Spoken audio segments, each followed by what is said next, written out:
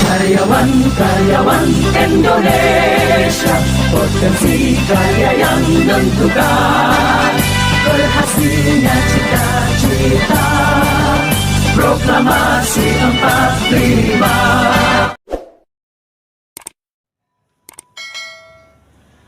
Assalamualaikum warahmatullahi wabarakatuh. Waalaikumsalam. Pemirsa Suara Kekaryaan, kita hari ini akan membahas yang sedang rame-ramenya dibicarakan baik di media sosial maupun di media mainstream, yaitu mengenai masalah angket. Hak angket yang digelontorkan oleh beberapa orang politisi yang dimulai pembicaraannya dikatakan oleh Capres Ganjar Pranowo. Jadi ini sangat ramai sekali dan sangat viral, dan kita juga Suara Kekaryaan akan membahas dengan narasumber atau partner saya yang biasa, yaitu Bapak Insinyur Ali Wongso Sinaga. Bagaimana Bang kabarnya? Baik. Maju terus. Panjang mundur. Oke, Bang. Assalamualaikum warahmatullahi wabarakatuh. Para pemirsa Suara Kekaryaan yang saya hormati dan muliakan.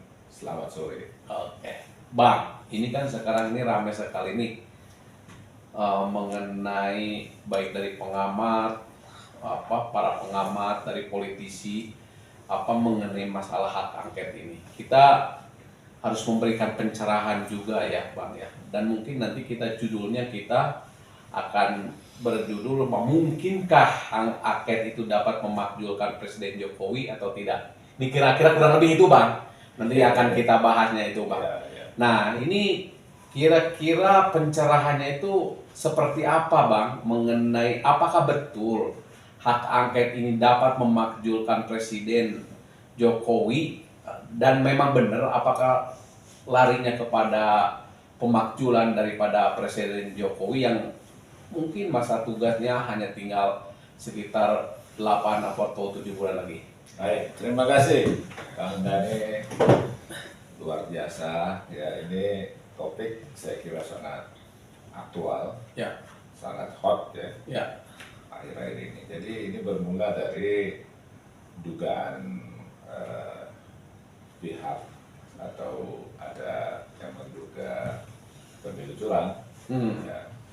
Dan kalau masalah pemilu sebenarnya di dalam Undang-Undang Dasar 45 sudah diatur ya, bahwa penyelenggaraan pemilu itu dilaksanakan oleh satu komisi pemilihan umum yang bersifat nasional ya, ya, dan juga mandiri ya, dan ketentuan-ketentuan mengenai pemilu ini ya, ya diatur dalam undang-undang pemilu.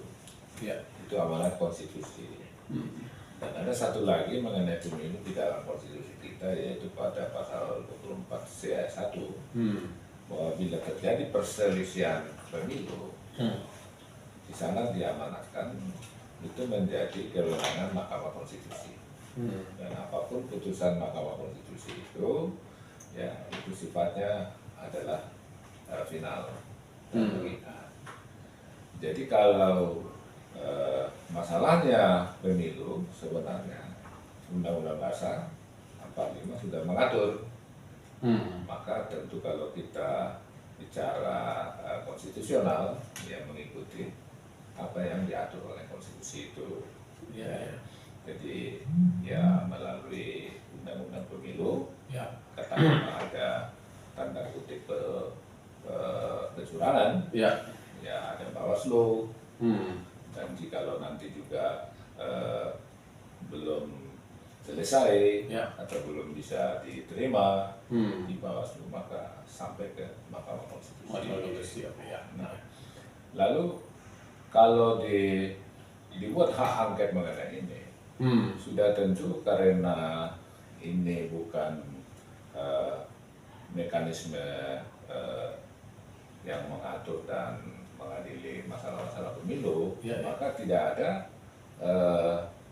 relevansinya. Nah itu yang saya nantinya mau ke sana, Pak.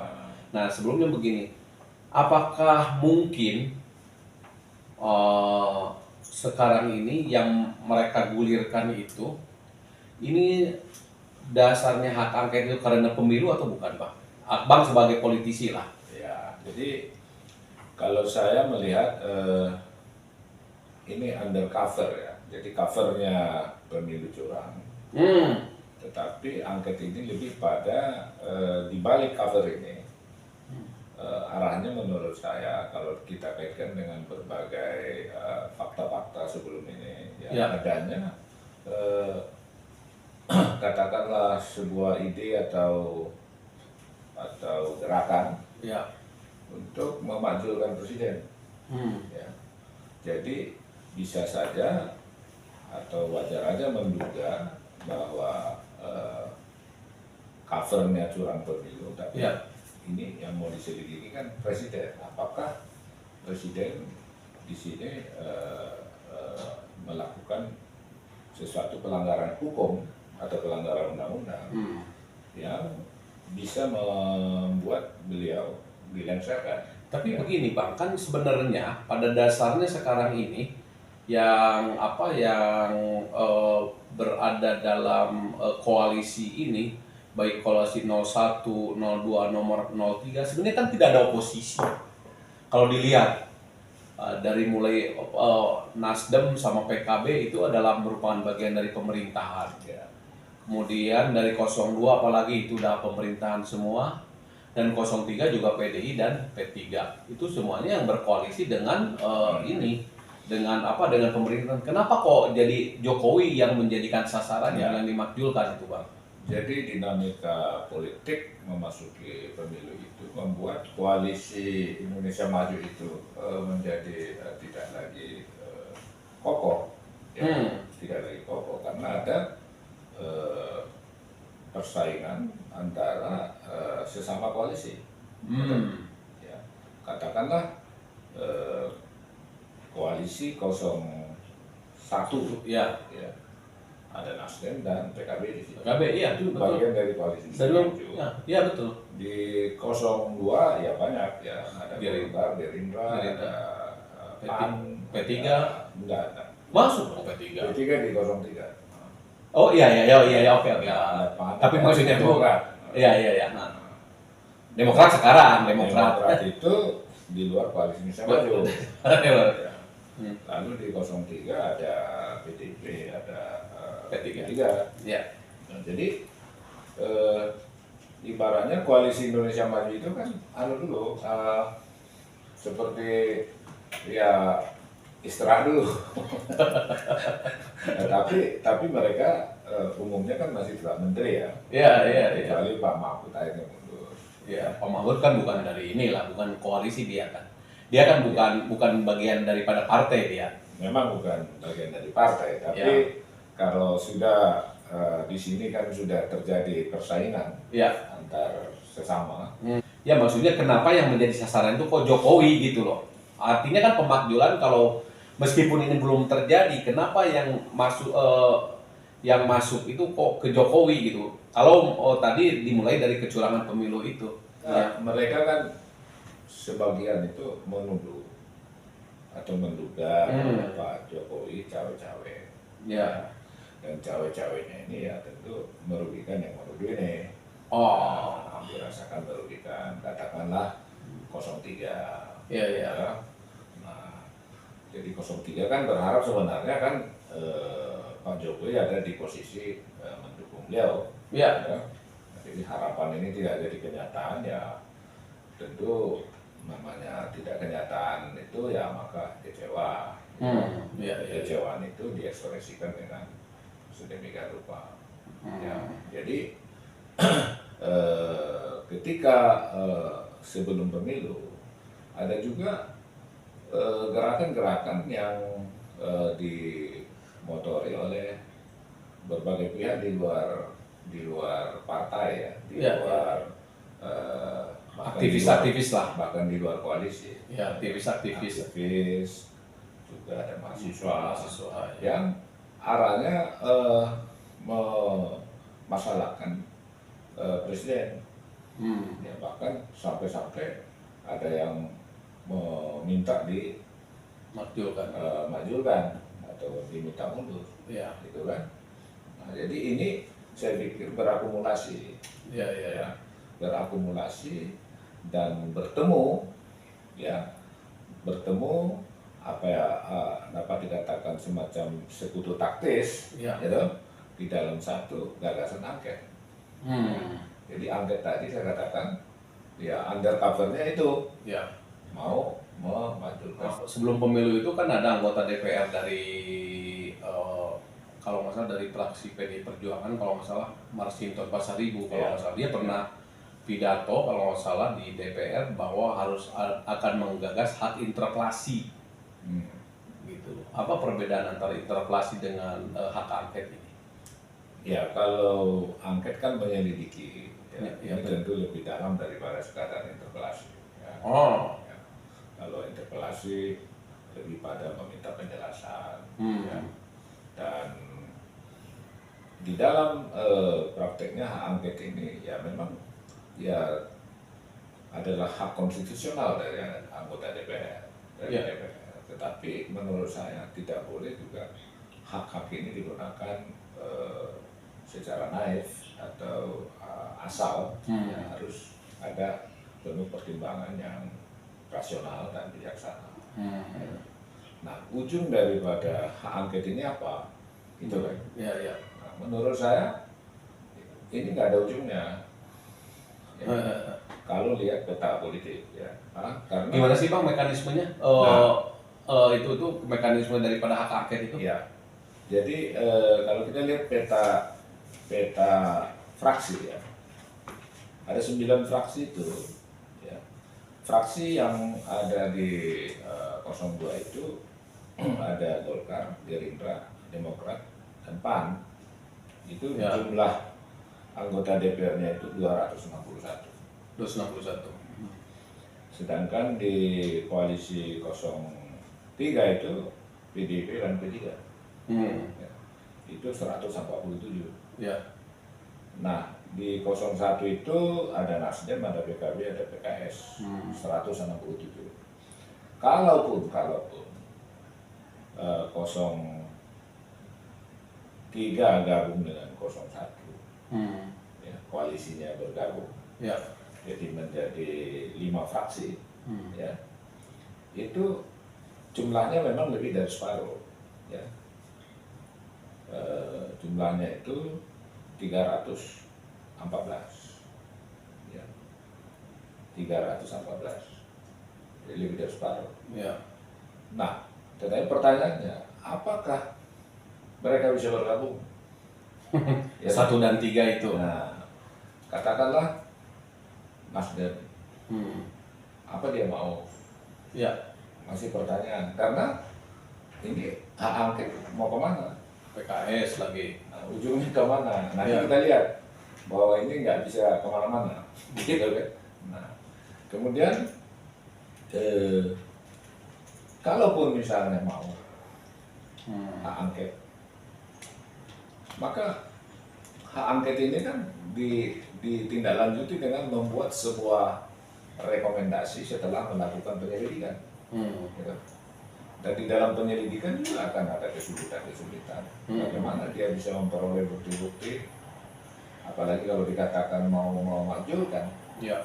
Kalau memakzulkan presiden dan atau wakil presiden, itu berarti kan harus ada bukti bahwa presiden melakukan suatu tindakan yang melanggar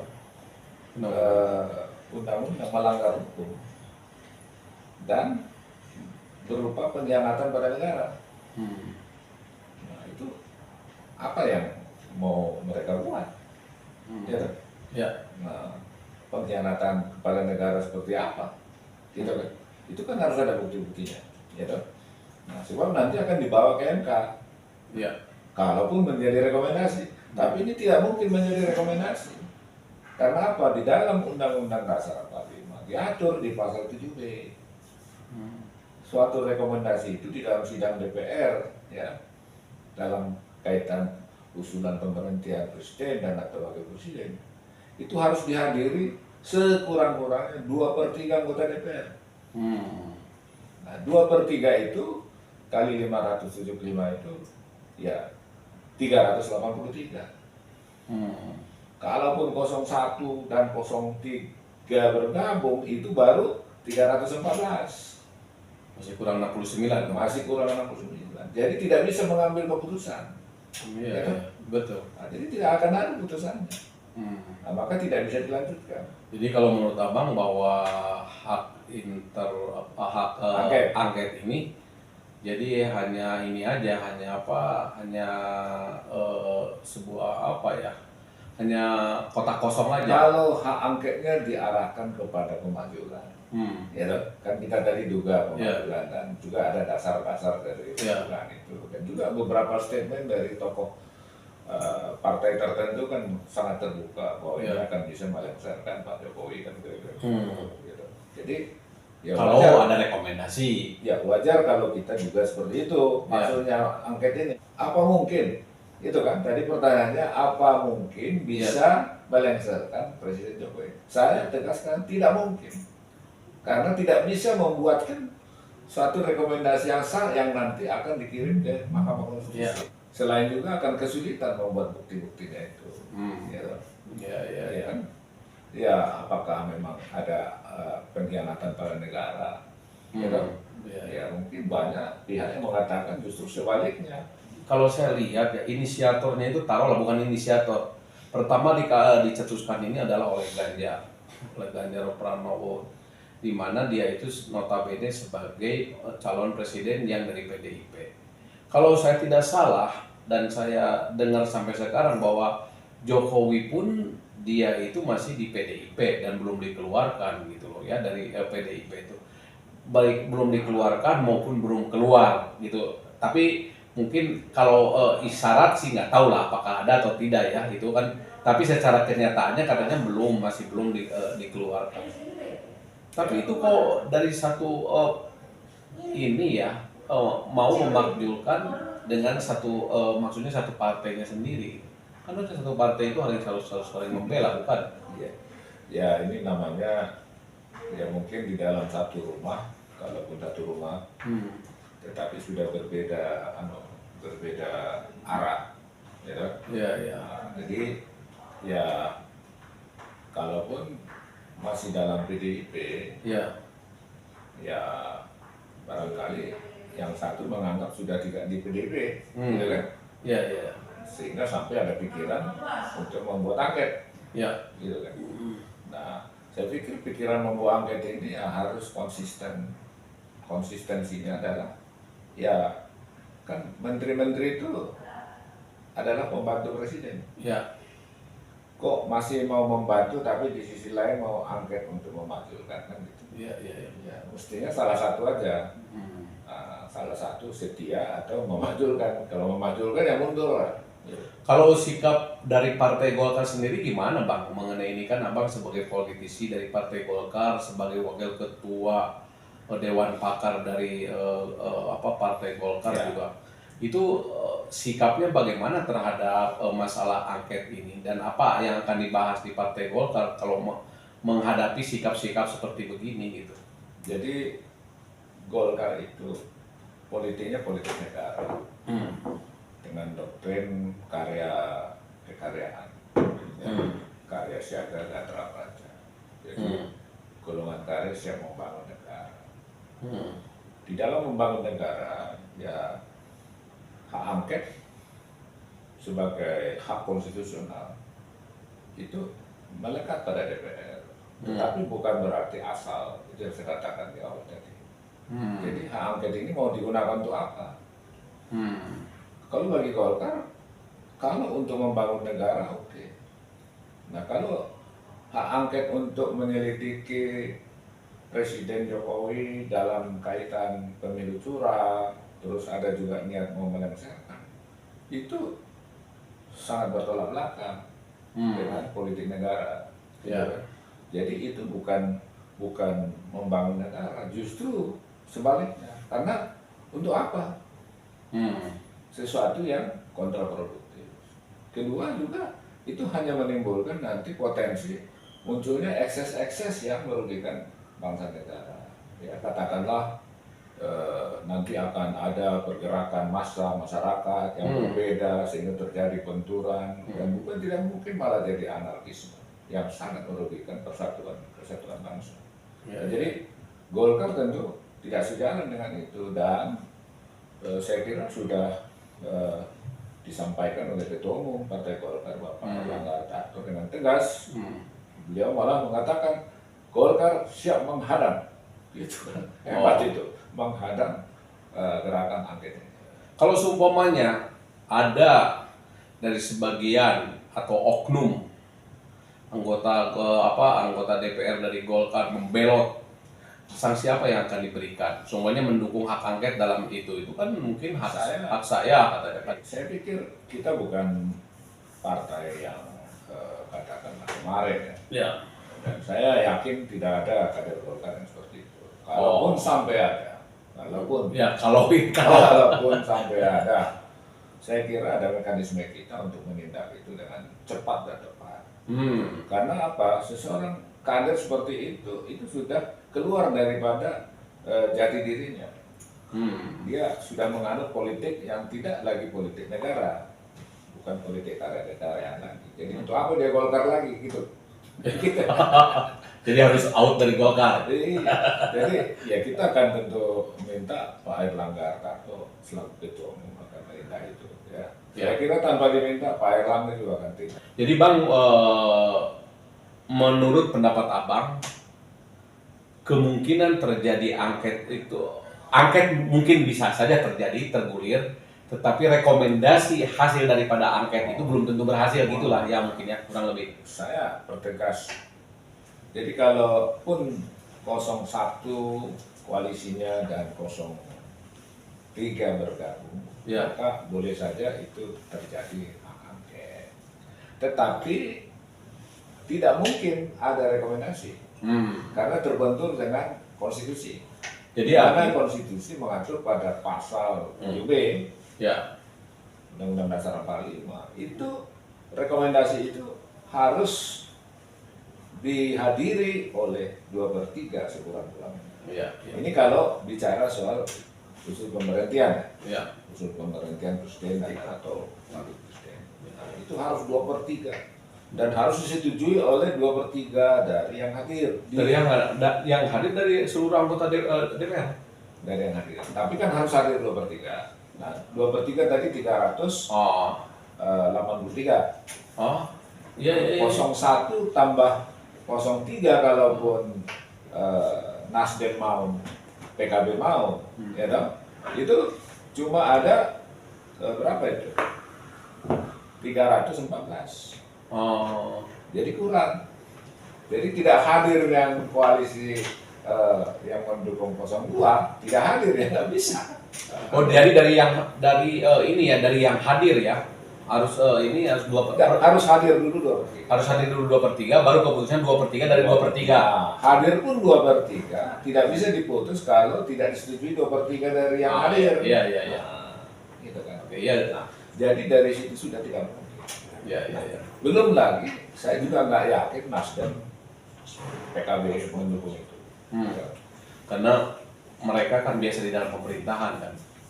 Ya kita kenal juga lah Pak Surya Paloh yang akan tentu mengambil keputusan di sana, mewarnai keputusan Nasdem. Jadi bukan apa-apa, saya lihat beliau-beliau ini kan berpikir rasional. Untuk apa kita lakukan sesuatu kalau nggak jelas nilai tambahnya bagi bangsa ini? Gitu, bagi bangsa dulu, baru bagi partai. Last statement Bang, kita last statementnya apa Bang terhadap masalah ini Bang? Kita tentu wajar lah, kita menghargai semua pendapat, perbedaan pendapat. Tapi kita harapkan pada akhirnya kita mengerucut pada suatu pendapat, sikap, langkah-langkah yang bermanfaat bagi bangsa negara. Jadi dalam konteks pemilu curang, itu kan dugaan. Saya selalu katakan, kalau kita melihat ada ayam berwarna hitam di satu tempat, jangan kita simpulkan semua ayam berwarna hitam. Gitu. Jadi ada yang putih, ada yang belang-belang, dan sebagainya. Nah, jadi tidak semua pemilu itu ada masalahnya. Mungkin di beberapa tempat ada yang curang, ada masalah, ya mari kembalikan kepada hukum. Jadi demokrasi, apapun masalah harus dikembalikan pada koridor hukum dan konstitusi. Nah, itu di mana ada Bawaslu, ada Mahkamah Konstitusi terakhir. Nah, kalau bicara di luar pemilu, katakanlah tadi tanda kutip ada yang ingin melengsarkan presiden. Kenapa? Nah, kenapa harus dilakukan? Apalagi ini kan Bapak Presiden ini kan nanti menjabat sampai 20 Oktober 2024 ini. Jadi saya pikir lebih baik yang berpikiran seperti itu memikirkan hal-hal lain yang lebih bermanfaat. Misalnya bagaimanakah nanti siapapun yang menjadi presiden, wakil presiden, dari pemerintahan bisa membawa bangsa Indonesia ini lebih baik, lebih maju. Apa sih gagasan-gagasan yang perlu didorong untuk dilaksanakan? Oke Bang, terima kasih. Oke, Suara Kekayaan, demikian podcast kita hari ini. Mudah-mudahan bermanfaat dan menjadikan pencerahan bagi kita semua. Terima kasih. Assalamualaikum warahmatullahi wabarakatuh. Waalaikumsalam warahmatullahi wabarakatuh. Maju terus. Pantang lurus.